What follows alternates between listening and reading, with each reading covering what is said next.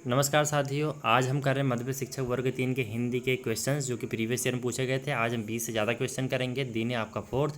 और जो चैनल पर नए हैं उन सभी को बता दूं, प्लेलिस्ट आप जाके चेक कर सकते हैं। वहाँ पर हमने CDP के 1000 क्वेश्चन किए हैं और इन्वायरमेंट के भी हमने टॉपिक वाइज स्टडी किए, जिसमें आपको 72 लेक्चर मिल जाएंगे और आपको पेडागोजी के 10 लेक्चर मिल जाएंगे। यानी कि कुल मिलाकर हम पहले बहुत अच्छे से पढ़ चुके हैं और हिंदी आपके आग्रह पर मैंने स्टार्ट की है। तो आज का दिन हमारा 4 है। आप सभी सिर्फ इतना आग्रह है, वीडियो अच्छा लगा तो लाइक करके चले जाइएगा और साथ में इसको शेयर कर दीजिएगा ताकि अधिक से अधिक लोग इसको देख पाएँ और मेरी मेहनत सफल हो पाए जो मैं आपके लिए करता हूँ। और आप भी मुझे कमेंट्स करके ज़रूर बताएं कि आप मेरे द्वारा और किस तरह से पढ़ना चाहते हैं ताकि मैं आपके लिए इंप्रूवमेंट कर सकूँ, क्योंकि पढ़ना आपको और पढ़ाना मुझे है।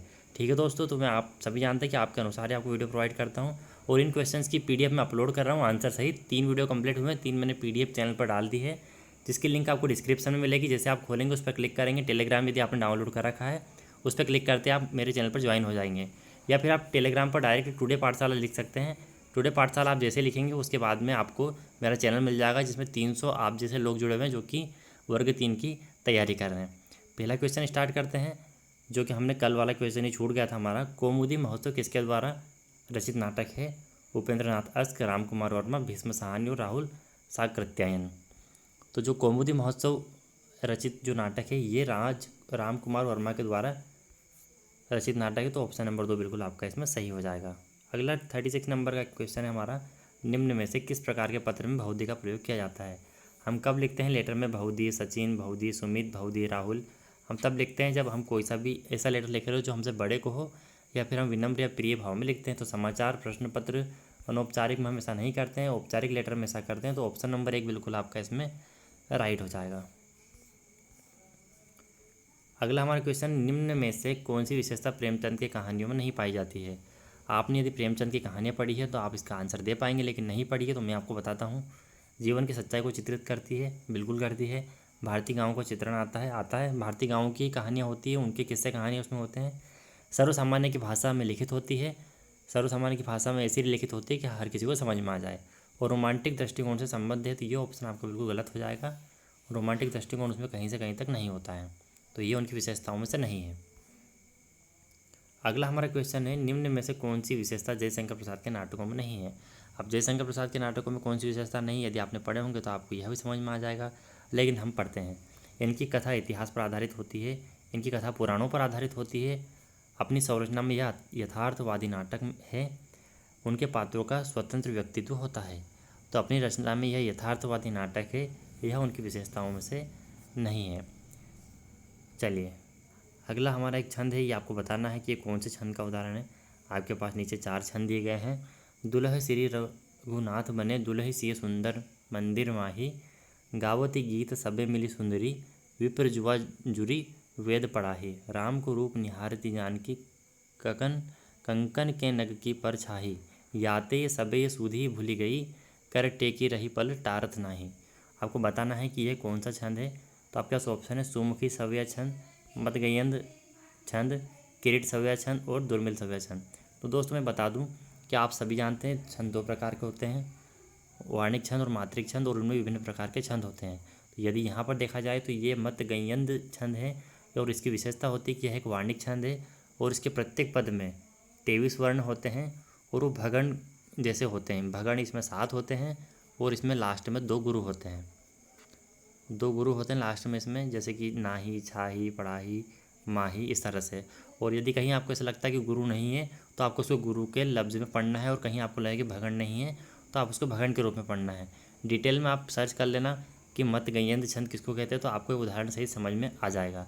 मतलब यह भगण में आप जब ये पढ़ते हैं गावती, तो मतलब आपका भगण यानी कि इनको छोटी मात्रा में पढ़ा जाता है। दुलह सिरी, तो दुलह, ये तीनों लघु लघु लघु है और इस तरह से ये लघु होते हैं, इसमें 7। आपको अगर ये दीर्घ भी दिखे तो भी लघु ही रहेंगे, उनको बोलते वक्त आप लघु उनका प्रोनाउंसिएशन करेंगे। और बाद में आपके जो लास्ट में आते हैं वो 2 गुरु आते हैं। इतना आपको शायद मेरे द्वारा समझ में आ गया होगा, उसको हम मतगयंद छंद बोलते हैं। अगला हमारा क्वेश्चन है, क्वेश्चन नंबर 4 नंबर का, निम्नलिखित पंक्तियों में से कौन सा छंद है?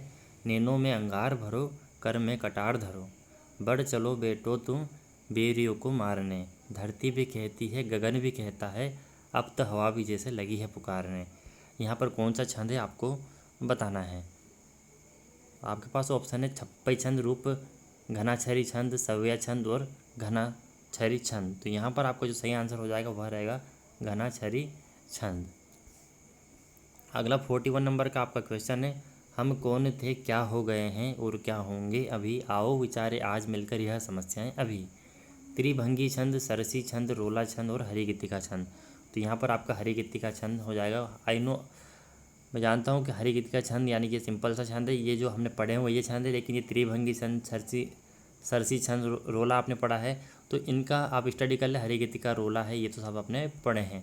वाणी मात्रिक छंद में अक्सर हमने ये पढ़े हैं, लेकिन आपको जो इसमें नाम आ रहे त्रिभंगी छंद, इनका अध्ययन करना जरूरी है, क्योंकि आपसे किसी प्रकार का इसमें पूछा जा सकता है।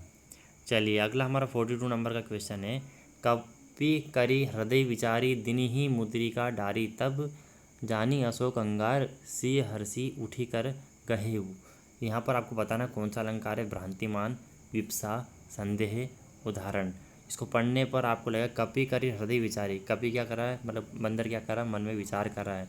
दिनी मुद्रिका डारी, तब जानी अशोक अंगार, अशोक क्या क्रोधित हो रहे हैं, सी हर्षी उठी कर गए हो। तो यहाँ पर आपको बताना है, तो यहाँ पर जो आपका अलंकार रहेगा वो भ्रांतिमान अलंकार हो जाएगा, ऑप्शन नंबर 1। अगला हमारा क्वेश्चन है 43, समाचार पत्र में भ्रामक विज्ञापन के संदर्भ में आप किसे शिकायत करेंगे। यानी कि आपको समाचार पत्र में कोई भ्रामक जानकारी मिल रही है तो आप किसको शिकायत करेंगे, राष्ट्रपति को, पत्र के संपादक, माता पिता, अपने शिक्षक। तो आप पत्र के संपादक को लिखेंगे कि आप इस तरह की भ्रामक विज्ञापन या फिर ऐसी चीज़ें प्रिंट ना करें जिससे कि आपके अखबार की छवि खराब हो और लोग उससे भ्रमित हो। अगला हमारा 44 नंबर का क्वेश्चन है, किसी सरकारी कार्यालय में सूचना मांगने संबंधी पत्र में किसे संबोधित किया जाता है। यानी सरकारी कार्यालय से आपको सूचना मांगनी है तो आप उसमें किसको संबोधित करेंगे, ऊपर प्रति में आप क्या लिखेंगे, कार्यालय सभापति, कार्यालय सचिव, कार्यालय अध्यक्ष और सूचना अधिकारी। आप सभी जानते हैं कि इसमें आपका सूचना अधिकारी ऑप्शन आएगा, यानी कि आपको सूचना मांगनी है, RTI लगाना है, राइट टू इन्फॉर्मेशन आपका एक हक है, जिसमें आप 10 से 15 रुपये की स्पीड पोस्ट की टिकट लगाकर एक लिफाफे पर सूचना अधिकार का पत्र भर के किसी भी संदर्भ में जानकारी ले सकते हो डिपार्टमेंट की, और डिपार्टमेंट को आपको जानकारी देना पड़ेगी। ये आपका कानूनी अधिकार है। चलिए अगला हमारा क्वेश्चन है, मुख्यार्थ पर बाधा होने पर रूढ़ि या प्रयोजन के कारण जिस शब्द शक्ति से अन्य अर्थ लक्षित होता है उसे कौन से शब्द शक्ति कहते हैं। विरोधा शब्द शक्ति, लक्षणा शब्द शक्ति, व्यंजना शब्द शक्ति और अभिधा शब्द शक्ति। तो उसको हम कहेंगे लक्षणा शब्द शक्ति, यानी कि ऑप्शन नंबर 2 बिल्कुल आपका राइट हो जाएगा। दोस्तों वीडियो अच्छा लग रहे हैं तो इसको लाइक करते जाइएगा और कमेंट्स भी कीजिएगा आपको कि आपको वीडियो कैसा लगा। उसी का जूता उसी का मार लोकोक्ति का अर्थ है। लोकोक्ति और मुहावरे क्या होते हैं, मुहावरे जो आप पढ़ते हैं उसे डिफरेंट अर्थ देते हैं, और लोकोक्ति क्या होती है, लोगों के द्वारा उनके मुंह से बोलने के बाद वो एक लोकोक्ति बन जाती है, तो वो उसी का अर्थ निकालती है। आपके पास आंसर है जूता मारना, कई वार करना, किसी को उसी की युक्ति से मार देना, पूरी ताकत से बदला चुकाना। तो उसी को उसी की युक्ति से मार देना, उसी का जूता उसी का सर। तो यहाँ पर बिल्कुल इसका अर्थ 3 नंबर से बिल्कुल ठीक ठाक लग रहा है, तो ये 3 नंबर का ऑप्शन इसका बिल्कुल सही रहेगा। अगला हमारा क्वेश्चन नंबर 47, सुनना भाषा विकास का निम्न चरण है, द्वितीय, प्रथम, तृतीय, चतुर्थ। तो ये प्रथम चरण हो जाएगा सुनना भाषा का, तो ऑप्शन नंबर 2 बिल्कुल आपका सही हो जाएगा। प्रोजेक्टर द्वारा आकृति को सूक्ष्म रूप में दिखाया जाता है, छोटा करके दिखाया जाता है, पर्दे पर दिखाया जाता है, धुंधला करके दिखाया जाता है। प्रोजेक्टर आप सभी ने देखा होगा, तो आकृति जो है उसमें क्या होती है, थोड़ी धुंधली हो जाती है, बड़ी तो हो ही जाती है, सूक्ष्म होती नहीं। पर्दे पर दिखाया जाता है तो पर्दे पर तो दिखाया ही जाता है, पर्दा नहीं उसकी एक स्क्रीन होती है उस पर दिखाया जाता है, दीवार पर भी आप देख सकते हैं, लेकिन धुंधला करके उसमें थोड़ा दिखता है। तो ऑप्शन नंबर 4 यहाँ पर इसका सही बताया जा रहा है PEV के द्वारा, तो हम यही मानेंगे। चलिए अगला हमारा क्वेश्चन है, मुझे तोड़ लेना वनमाली, उस पथ पर तुम दाव फेंक, मातृभूमि पर सिंह चढ़ाने, जिस पथ पर जावे वीर अनेक। यह पंक्तियाँ किस कवि की है, माखनलाल चतुर्वेदी, जयशंकर प्रसाद, रामधारी सिंह दिनकर और सुभद्रा कुमारी चौहान। तो यह यहाँ सही आंसर आपका हो जाएगा माखनलाल चतुर्वेदी, ऑप्शन नंबर 1 बिल्कुल आपका सही हो जाएगा। अगला हमारा 50 नंबर का क्वेश्चन है, यदि गद्य कवियों की कसौटी है तो निबंध गद्य की कसौटी है। गद्य क्या कवियों की कसौटी, निबंध गद्य की कसौटी है, किसने कहा है, हजारी प्रसाद द्विवेदी, आचार्य रामचंद्र शुक्ल, भारतेंदु द्विवेदी और महावीर प्रसाद द्विवेदी। तो यहाँ पर आपका आचार्य रामचंद्र शुक्ल, ऑप्शन नंबर 2 बिल्कुल सही हो जाएगा। अगला हमारा क्वेश्चन नंबर 51, गणितीय कौशल संबंधी विकार होता है, पूर्ण अक्षर लिखना, समय सारणी बनाने में कठिनाई, अपठनीय हस्तलेखन और कागज़ को बहुत पास से पकड़ना। तो गणितीय कौशल संबंधी विकार हमें बताना है। तो समय सारणी बनाने में कठिनाई, ये आपका गणितीय कौशल में समस्या होता है। अपठनीय हस्तलेखन, कागज़ के बहुत पास से पढ़ना, ये सभी गणितीय कौशल संबंधी विकार नहीं है। तो ऑप्शन नंबर 2 बिल्कुल आपका इसमें सही हो जाएगा। अगला हमारा क्वेश्चन है 50 सही विकल्प बताइए। छंदहीन रचना कहलाती है प्रबंध, पद्य, गद्य और गद्य गीत। गीत में आपका छंद रहेगा, अलंकार छंद आपके रहते हैं। प्रबंध पद्य में रहते लेकिन गद्य में नहीं रहते, तो छंदहीन रचना आपकी गद्य कहलाती है। अगला 54 नंबर का हमारा क्वेश्चन है, इसके अंतर्गत विभिन्न सर्गों और स्कंदों में सृष्टि के प्रारंभ और विकास की युग युगांतर व्यापी कथा कही जाती है। चरित काव्य में, महाकाव्य में, पुराण और आख्यान। यहाँ पर सृष्टि के प्रारंभ और विकास की युग युगांतर व्यापी कथा किस में कही जाती है, आपको बताना है। तो यहाँ पर आपका आ जाएगा पुराणों में ये कथा कही जाती है जब सृष्टि का विकास और प्रारंभ हुआ था। 55 नंबर का हमारा क्वेश्चन है, हरिशंकर परसाई ऐसे हिंदी निबंधकार हैं, हिंदी के ऐसे निबंधकार हैं जिन्होंने में उच्च कोटि के निबंधों की रचना की। व्यंग्यात्मक शैली, विरोधाभास शैली, द्वंद्वात्मक शैली और अर्ध द्वंद्वात्मक शैली। तो यहाँ पर आपका जो सही आंसर हो जाएगा वह रहेगा व्यंग्यात्मक शैली। ऑप्शन नंबर बिल्कुल एक आपका सही हो जाएगा। तो दोस्तों अगला हमारा क्वेश्चन है 52 नंबर का, हिंदी साहित्य में हालावाद का प्रवर्तक किसे माना जाता है। सुमित्रानंदन पंत को, हरिवंश राय बच्चन को, रामधारी सिंह दिनकर को और जानकी वल्लभ शास्त्री को। तो यहाँ पर आपका हिंदी साहित्य में हालावाद प्रवर्तक कहा जाता है हरिवंश राय बच्चन को। तो ऑप्शन नंबर 2 बिल्कुल आपका इसमें सही हो जाएगा।